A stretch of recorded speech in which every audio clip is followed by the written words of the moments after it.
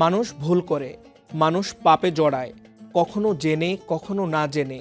আমরা আমাদের আমলনামাকে কালিমালিপ্ত করে ফেলি। আমাদের মনে হয় হয়তো ফেরার আর কোনো পথ নেই, কিন্তু না, ক্ষমার দরজা সব সময় খোলা আছে, আর সেই দরজার নাম তওবা।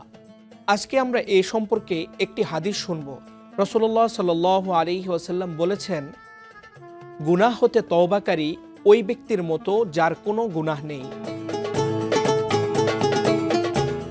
তওবা মানে শুধু মুখে আস্তাগফিরুল্লাহ বলা নয়। তওবা হলো নিজের কৃতকর্মের জন্য অনুতপ্ত হওয়া, পাপটি পুরোপুরি ছেড়ে দেয়া এবং ভবিষ্যতে আর কখনো সেই পাপে না ফেরার দৃঢ় সংকল্প করা। আল্লাহ তো সেই বান্দাকে সবচেয়ে বেশি ভালোবাসেন যে পাপ করার পর অনুতপ্ত হয়ে তাঁর দিকে ফিরে আসে। নেক নিয়তে বরকতময় হোক আপনার টাকা। ইউসিবি ইসলামিক ব্যাংকিং একটি পরিপূর্ণ ইসলামিক ব্যাংকিং ব্যবস্থা। রমজান গুনাহ থেকে মুক্তি পাওয়ার মাস। জিবরাইল আলাইহিস সালাম দোয়া করলেন, আর স্বয়ং রাসূলুল্লাহ সাল্লাল্লাহু আলাইহি ওয়াসাল্লাম বললেন আমিন। কি ছিল সেই দোয়া? জিবরাইল আলাইহিস সালাম বলেছিলেন, সেই ব্যক্তি ধ্বংস হোক যে রমজান মাস পেল অথচ নিজের গুনাহ ক্ষমা করিয়ে নিতে পারল না।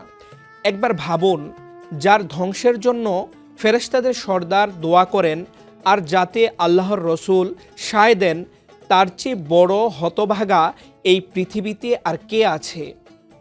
আমরা সারা বছর অপেক্ষায় থাকি রমজান এলে বদলে যাব, কিন্তু ইফতারের ভোজ আর ঈদের কেনাকাটার ভিড়ে আমরা ভুলে যাই সেই আসল উদ্দেশ্য তওবা।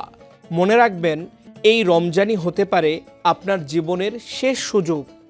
এই হাদিসের গুরুত্বপূর্ণ শিক্ষা হলো মহান আল্লাহর অসীম দয়া ও ক্ষমার ঘোষণা।